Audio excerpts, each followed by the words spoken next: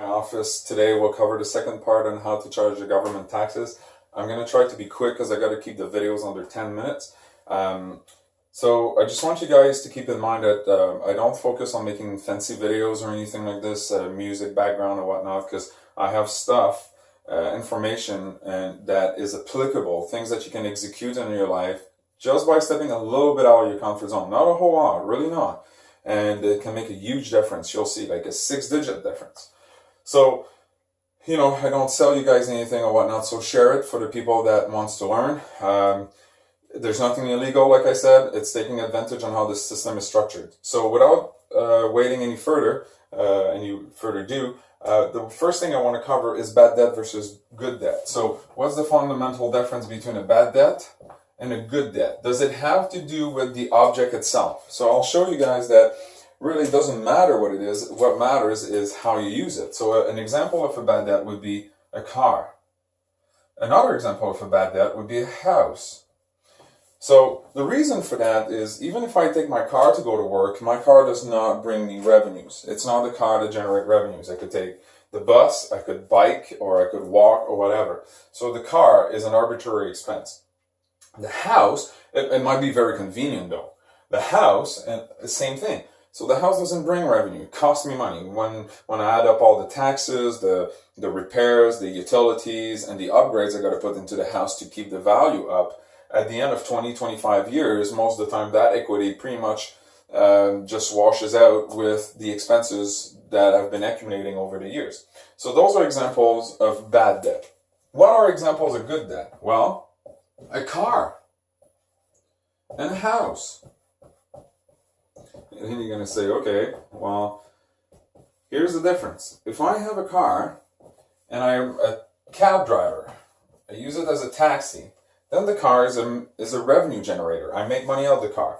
And a good way to tell the difference between the two is the tax advantages. I don't get to write off anything here. Here I do. Same thing here. I don't write off anything. I write off things here. Why? Because if I have, let's say, a rental unit in my basement, or I rent out rooms to international students, then I got tax deductions, all that. Same thing if I run a business out of my house. So it's really important to understand that the fundamental difference between a bad and a good debt is not necessarily what you buy, but what you do with it. So the reason why I wanted to cover that is that it's important to keep that in mind, to understand that having debt is not necessarily a bad thing if you're educated and you're keeping a cool head about it. So now, with that being said, you can guess I want to teach you guys how to accumulate good debt, how to get started. Because in my previous video, I used the amount of $20,000 to start the TFSA.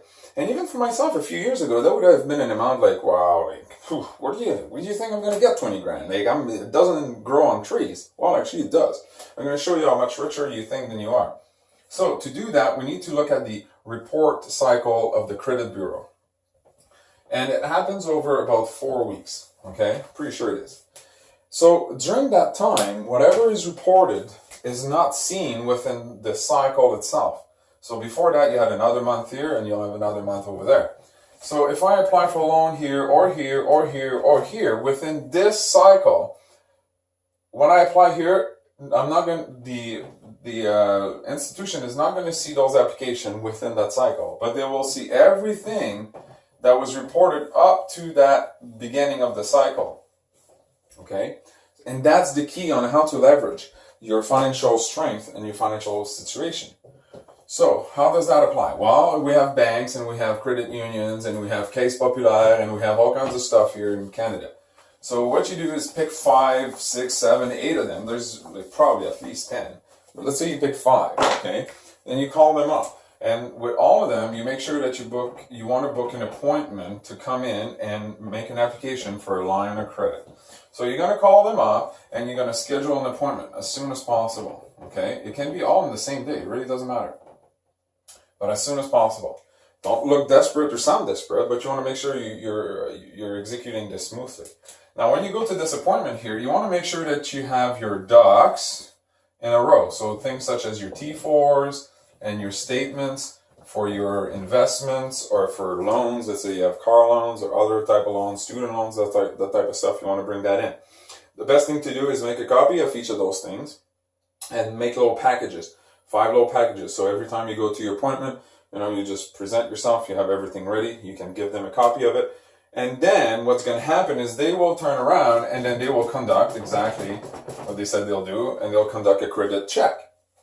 So after they do their credit check, so they'll look at your situation, and obviously, like I said, it's important to have your ducks in a row, and your financial strengths and your credit score will affect how much money they'll be ready to lend you and at which interest rate. So while they do their credit check, they'll basically decide what interest rate they'll charge you. It could be like 5 to 9%. Most people are like 5, 6, 7%. And then how much money they'll lend you on the interest rate that they're ready to lend you. So that could vary like anywhere between like $10,000 to like $30,000. Let's say another 10, and then I'll make it easy, 25 and then 25. So that's $100,000. So each one of these banks will make an assessment on your situation and say, okay, we're ready to give you $10,000 at 5%, or $30,000 at 8%, or $10,000 at 9%, or $25,000 at 6%, or whatever, right? So you get all these offers. Now, these offers are not mutually exclusive, okay? It's not because you accept one that you cannot accept the other ones. You can take them on. That's exactly what I want you to do, right? You should take them on. Why? Because the $100,000 is free until you use it. That's how line of credit works. It's like the bank gives you the keys to the vault and say, go help yourself up to 10 grand or 30, 10, 25, whatever. Whenever you please and you're ready to, you can pay it back and use it again. It's a revolving debt. So now you have access to 100 grand. Well, remember the first video, I was talking about 20K.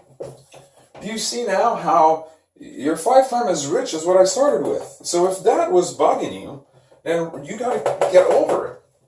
Even in the worst case scenario, let's say that these banks say, we're only giving you 5. I don't think that ever happened, but that's still $25,000. So once you're in touch with them, either you're following up or they're calling you, then all you have to do is book the next appointment to go in and sign the paperwork and become owner of the keys to the vault for whatever amount that bank is ready to have ready available for you to use. And that's it. And then you can take that money and invest and have good debt. You're now like an investor. You have $100,000 to invest. So now all you have to do is make wise decisions. So if that's questions you'd like me to expand on, then I'd be happy to do so. Really what it's left is to understand that your money, whichever amount you decide to invest, it's got to at least match or outpace what is it that you're paying for that money. But that's the bottom principle of all investors. There's a cost, which should be the option cost of not investing their money into something else. So that's built in the system. So what's important to keep in mind is the cycle, how it works. You call, make your appointment, go to your appointment, have your ducks in a row, let them do their checks, they come back with an offer, you go back and sign them all, and now you have access to this. And you can go back to the first video and see one of the suggestions that I propose with the $20,000, and I'll make it work.